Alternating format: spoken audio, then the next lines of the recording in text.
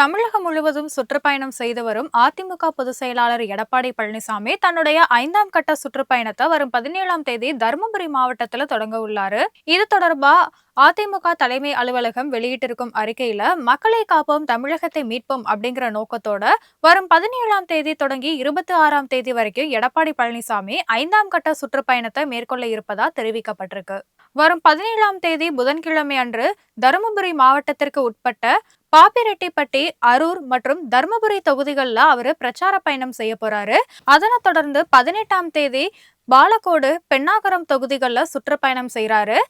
19ஆம் தேதி நாமக்கல் மாவட்டத்துக்கு உட்பட்ட ராசிபுரம், சேந்தமங்கலம் தொகுதிகள்லையும், 20ஆம் தேதி நாமக்கல், பரமத்தி வேலூர் தொகுதிகள்லையும், 21ஆம் தேதி திருச்செங்கோடு, குமாரபாளையம் தொகுதிகள்லையும் பொதுமக்களை சந்தித்து எடப்பாடி பழனிசாமி பிரச்சாரம் செய்யறாரு. இதோட தொடர்ச்சியா வரும் 23ஆம் தேதி நீலகிரி மாவட்டத்துல குன்னூர், உதகமண்டலம் தொகுதிகள்லையும், 24ஆம் தேதி கூடலூர் தொகுதிகள்லையும் பொதுமக்களை சந்தித்து ஆதரவு திரட்டுறாரு.